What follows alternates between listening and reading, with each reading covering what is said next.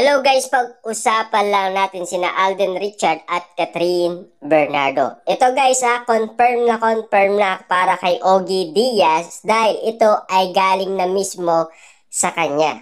Kasi guys, alam naman natin, dati niya pa itong sinabi, 100% nililigawan niya si Alden Richard.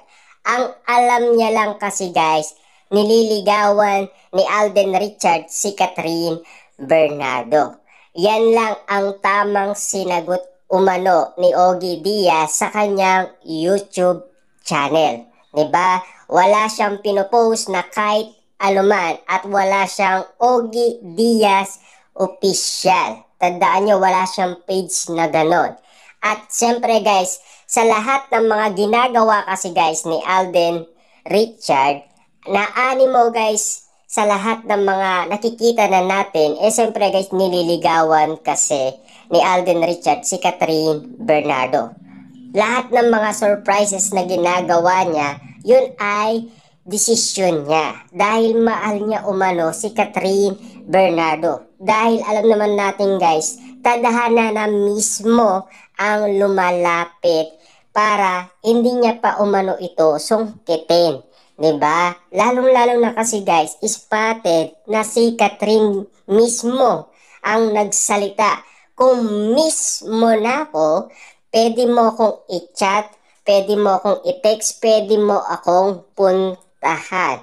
Nangyari yan guys, no? Noong February 2024 sa kanyang bagong kontrata sa ABS-CBN, 'di ba? At siyempre guys, no, naani mo guys, ang alam lang talaga guys ni Ogie Diaz ay nililigawan niya si Catherine Bernardo. Ang kaabang-abang nga naman kasi guys at binabantayan ng marami ang pagsagot nga naman nila na sila na, 'di ba? Kaya nga naman kasi guys, hindi nga naman sila nagsasalita na sila na kasi mahirap nga naman kasi habang hot na hot nga naman kasi guys ang mga fans na naghahanap nga naman ng kasagutan, binibitin nila kasi.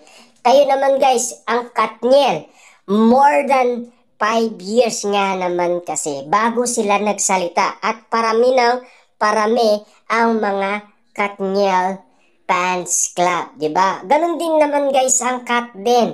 Parami na sila ng parami.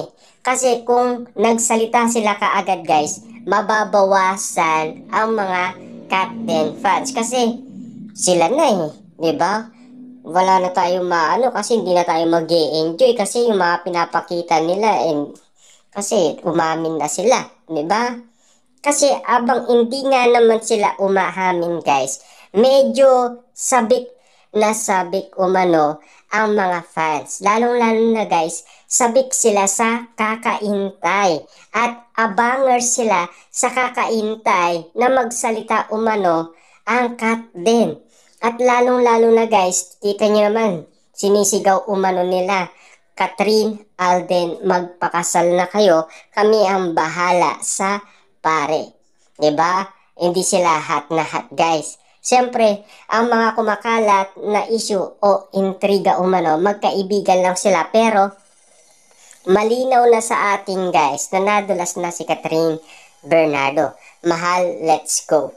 Malinaw na yun guys At based sa kinikilos ni Alden Richard na animo ayaw niya magsinungaling kaso nga lang kinukontra niya kasi ang kanyang bibig dahil alam naman natin meron ng proof umano si Catherine Bernardo na nagawa niya na yan. More than 5 years na. At lalong-lalo na guys, siyempre, dinidepende lang ni Alden Richard kung gusto nang magsalita umano ni Catherine Bernardo, 'di ba? Naanin mo kasi guys, ginagaya nila ang iba't ibang mga artista na nakagawa umano na 'yan. 'Di ba? Kasi tignan niyo naman guys, naglabasan lahat ng mga taong nasa bahay dahil sa kakaintay ng movie ni Alden Richard at Catherine Bernardo. Kasi tignan niyo naman guys ang mga naunang movie ni Marian Rivera, ni Joshua at ni Julia, hindi pinapanood guys kasi nga naman meron silang inihintay umano na movie ni Catherine Bernardo at Alden Richard. Sabik na sabik kasi sila. Dahil alam naman natin guys, matagal nila itong ni-request umano ang part 2. Kaso nga lang kasi guys, depende sa management ng ABS-CBN at GMA Network.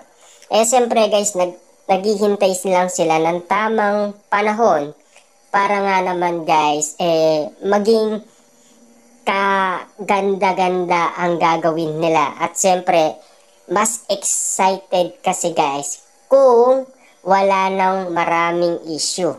Ano ba guys ang naging issue last 2023? Ang iwalayan Katniel. Siyempre guys, kailangan dumitepende muna ito sa panahon at lalong-lalo na guys, matapos muna ang issue. 'Di ba? Para lumamig naman guys ang issue at ipasok nila guys sina Catherine Bernardo at Alden Richard. At agad-agad nga naman itong nangyari.